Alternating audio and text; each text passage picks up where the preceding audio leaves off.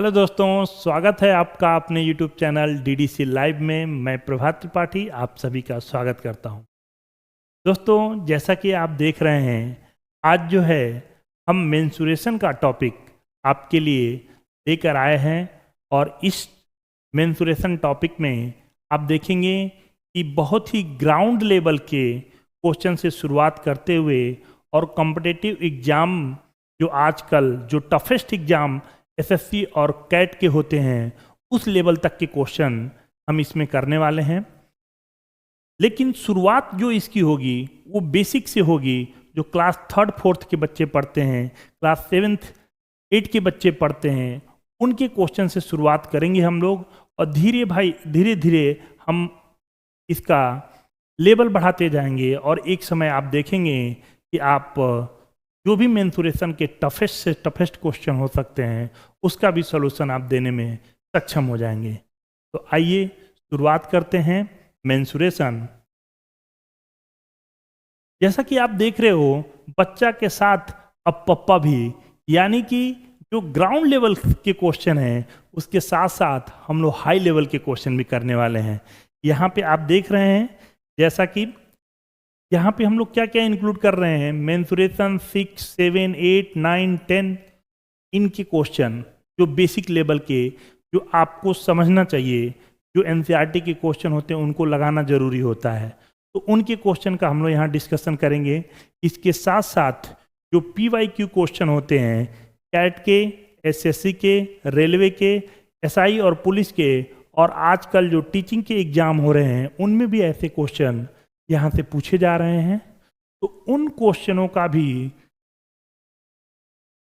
अभ्यास आप यहाँ देखेंगे और उन क्वेश्चन को भी हमने अपने इसमें इंक्लूड किया हुआ है।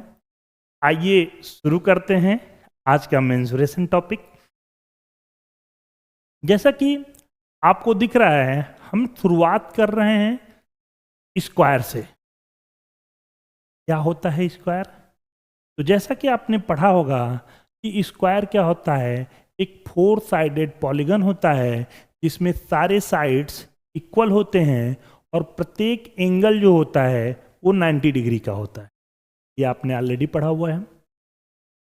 वहीं पे अगर बात करें कि इसके डायगोनल का, विकर्ण का, तो आपको अगर एक स्क्वायर दिया हो जिसकी साइड S हो और डायगोनल D दिया हो, है ना, तो आप ये कहोगे कि इसके डायगोनल की जो वैल्यू होती है, ये डायगोनल जो होता है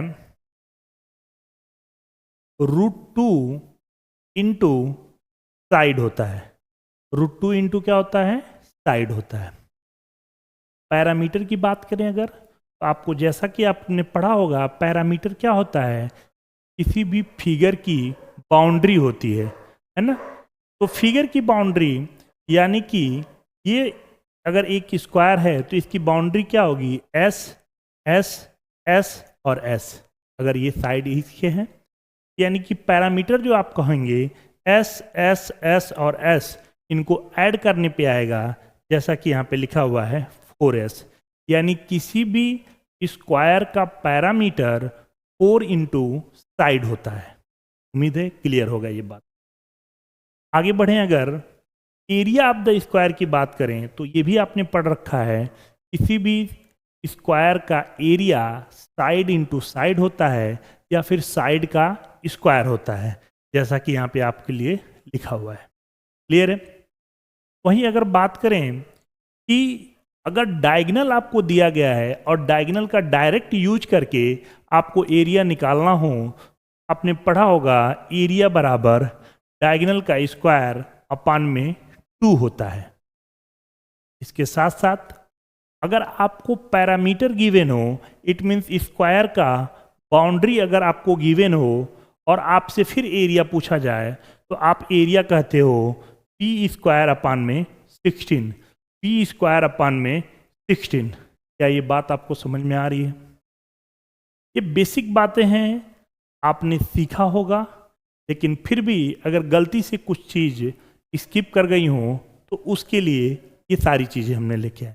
एक बार फिर से रिवीजन कर देते हैं।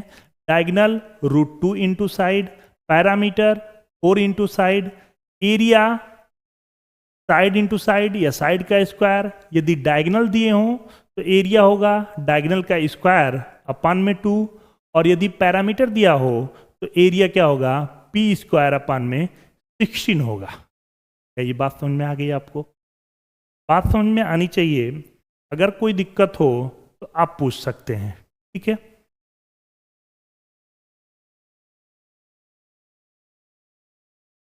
अगर आगे बढ़ें, एक शानदार सा क्वेश्चन जो आपकी कंसेप्ट को क्लियर करेगा।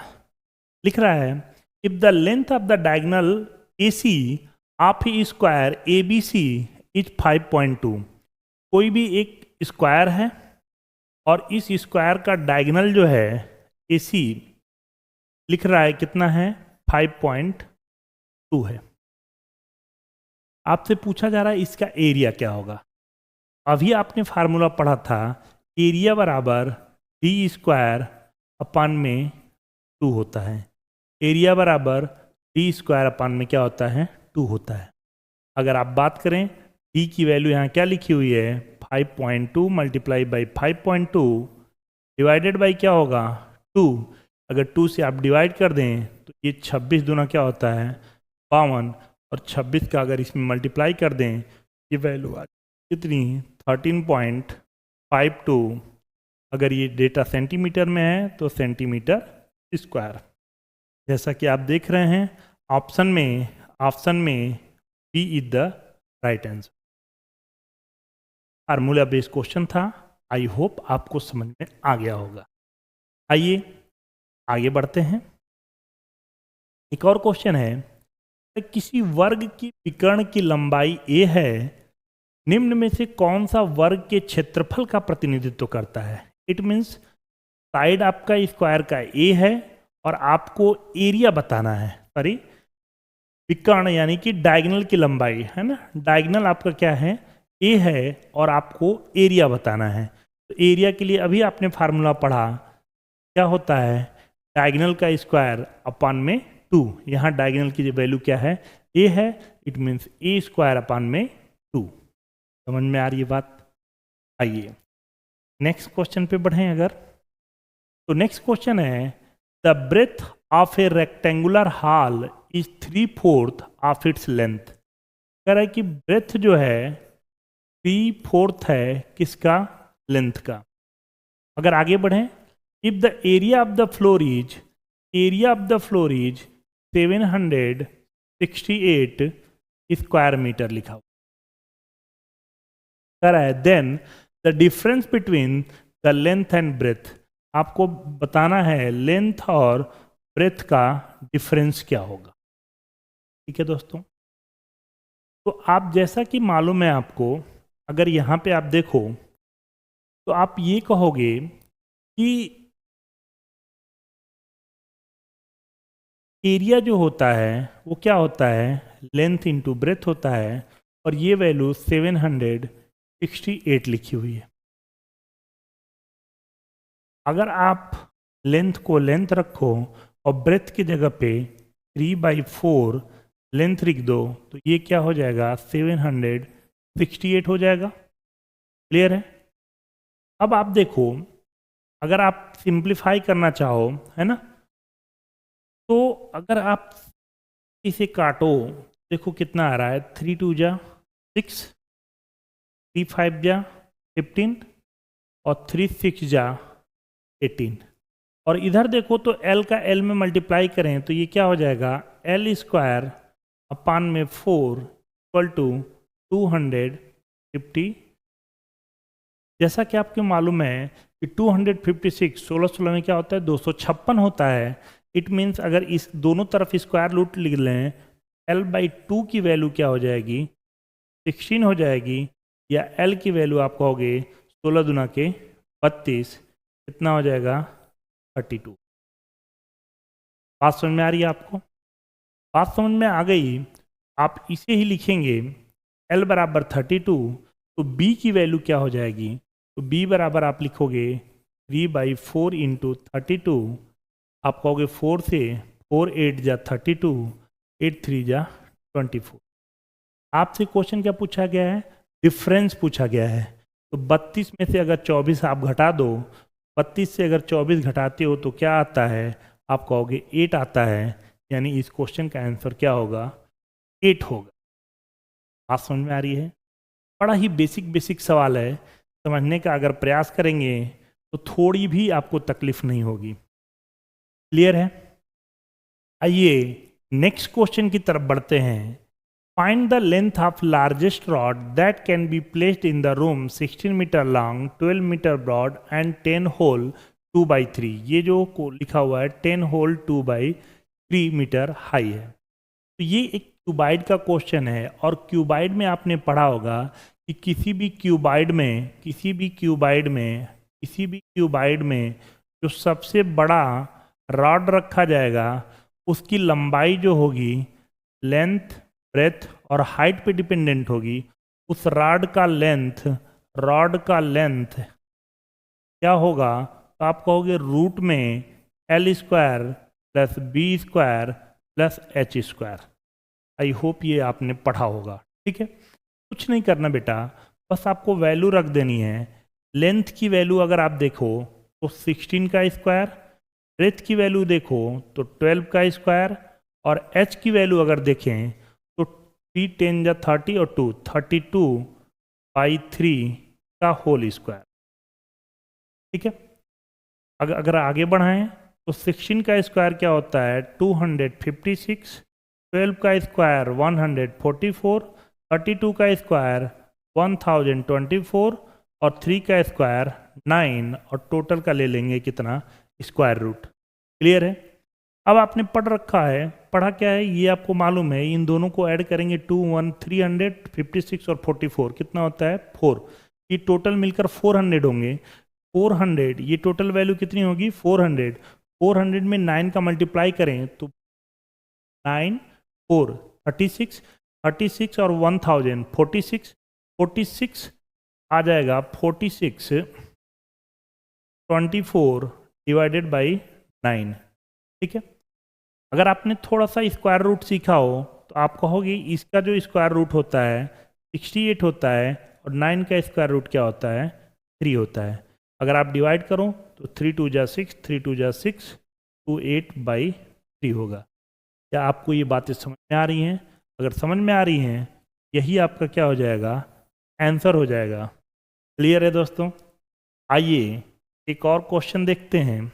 44 centimetre between a square of parameter 44 centimeter and a circle of circumference 44 centimeter, which figure has larger area and how much? दोनों के पैरामीटर एक तरह से बाउंड्री 44 है। तो आपने अभी पढ़ा है स्क्वायर का पैरामीटर 4 इंटू साइड होता है, और ये वैल्यू लिखी है 44, तो आप कहोगे साइड की वैल्यू जो आ जाएगी वो कितनी हो जाएगी 11। इसका एरिया पूछा गया है, एरिया साइड का स्क्वायर क्या होता है एरिया 121, ये हमारा स्क्वायर के लिए हो जाएगा। ठीक है, अगर वहीं हम सर्कल की बात करें तो सर्कल का सरकमफिरेंस कितना होता है 2πr होता है। क्या होता है 2πr, और अगेन इसकी भी वैल्यू कितनी लिखी है 44 लिखी हुई है। इट मीन्स ये वैल्यू भी कितनी होगी 44।